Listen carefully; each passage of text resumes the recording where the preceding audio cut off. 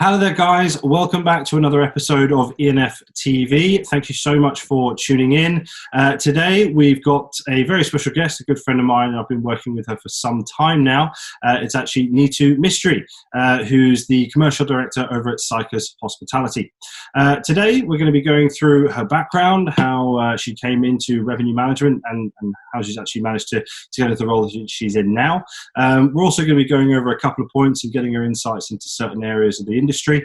And then finally, we're going to have a look at who's actually on next week's episode.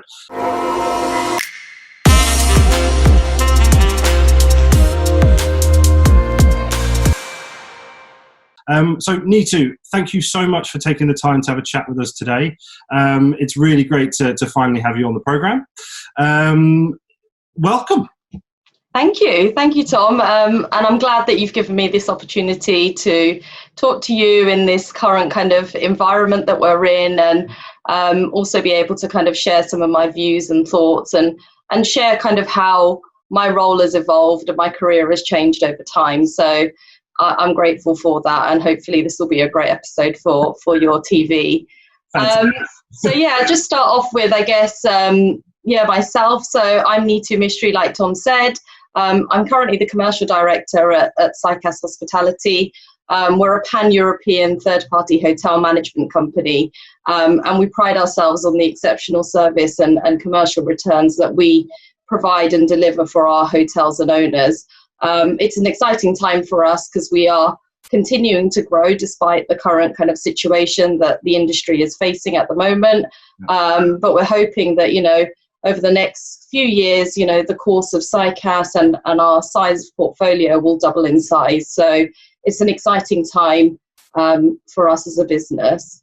I just wanted to start off by really saying that I know I've spoken to Tom about this a number of times, but I actually started my career in marketing, funnily enough, straight out of university, doing a business and management degree, went to work in this small independent conference centre, and then shortly after joined Whitbread for the travelling brand, as it was known back in the day. And I joined their Heathrow Hotel, which at the time was their flagship, and I was a sales and marketing administrator. So I got my first taste of sales in that role as well. And basically, to cut a long story short, I jumped into kind of a trainee revenue role, after kind of learning so many aspects of the hotel and the business, from being an administrator and a coordinator. And I managed to kind of understand quite a bit about how kind of the sales team worked, but also how the marketing team worked. My role in traveling lasted 6 years, doing various revenue roles after the sales and marketing role. And I looked after kind of a number of hotels in their vast portfolio from kind of London to various regions. And that's where I really kind of learned about the length and breadth of the UK. And I think after kind of a long time in a really positive role and positive environment, I think I took the leap of faith and joined my first third-party management company. And really this gave me a big change and exposure to the ways in which revenue management worked, and then obviously how it's evolved over time. I got exposure to different distribution channels, pricing, and also different kind of agents and clients that were a different portfolio to kind of what Whitbread we're used to working with. I then worked, so in that period of time, I worked for RBH for a total of 7 years after leaving Whitbread. So my length of service is generally good. So I hope that stays with Cycas. I'm looking forward to it. And I went from really a CRM role of looking after 5 hotels, which then over a very short period of time evolved into 7 hotels, then 10 hotels. And then by the time that I'd left the business back in 2018, the portfolio had 70 different properties. And that was everything really from limited service hotels all the way to kind of golf, spa and leisure hotels, which was a great experience and learning curve for me, because I got to kind of see the dynamics of different types of businesses and the intricacies that come with that. Over that 7-year time period, my team also grew from the one person that I was and the one person that I recruited in the first instance to around 20 revenue specialists, kind of from revenue managers to revenue analysts. And I know I worked with Tom quite a bit in terms of recruitment for those roles. So it was a great learning curve and a great real experience, which then has taken me now to the strength that I've got to kind of head up the commercial team in Cycas. And here we've really built the team from scratch. We've put together a really strong team, and we're really establishing the sales and marketing and revenue functions working together to drive the performance of these hotels. So yeah, an interesting kind of time frame and a career path, but it's really been a busy year for us this time round. And I'm looking forward to the exciting things that are going to happen moving forward as well. Definitely. I think it's an interesting one. Obviously, you mentioned about bringing in revenue managers, obviously from just being yourself to then building a team, especially obviously in your last business where we obviously worked together as well. I mean, over the years, what are your views on how the, I suppose, revenue management role has evolved? I mean, we've had conversations on numerous occasions where, has revenue management really changed, or is it a hybrid role now, or is the hybrid statement almost redundant because revenue management has progressed so much? I mean, what are your views on how it's changed over the last few years?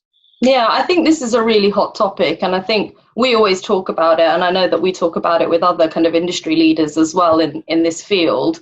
And it's really ever evolving and so dynamic. I think over the last 5 or 6 years where we've seen this talk around big data and access to data, that's made a big difference as well in terms of how we manage the discipline and also how the discipline in itself has grown. I know it used to be called yield management, but that was maybe just before my time. So I'm sure in the future people will be saying it was called revenue management, and I'm sure it will evolve into something else as well. But the scope of the revenue manager has changed in line with that. And I think as well with the advances and the sophistication of technology, that's also helped that change happen a lot quicker. I'd say, like, from a revenue management perspective, the core competencies and skills of the role still remain and exist. So analysis, logic, technicality, and being able to kind of dissect and make decisions from data is a big part and is key to kind of picking up this function. But I have to say that having that knowledge now with the access to data, etc., has also then evolved it a lot more into, I guess, bleeding into the sales function and the marketing function as well. I know that that's really helped me, although I've had like snippets of sales, and then my background from university and marketing has really helped me kind of push forward my understanding of the commercial role. And I think it's easy to kind of say you need certain amount of experience, but I genuinely believe that different individuals and different skill sets can really fold into this discipline quite easily, because it really is something that you can pick up and learn, whether it is through experience in the doing or it's through education, or a mixture of both. And I don't think there's no longer a defined pathway in which you can kind of enter into this route. I think it's very much up to the individual and the opportunities that exist to kind of give you that into the discipline. So it's quite an exciting time. And I think it's going to change even more again with how the trends are changing, with how customers are going to buy now hotels. What's happened with the industry is unfortunate, but it's also going to impact, channel distribution. It's going to impact segmentation and pricing. And I think, we all need to kind of be very mindful of that. From a Cycas perspective, I know that we've really kind of looked at the current situation and tried to evolve our revenue team to kind of support with the marketing function.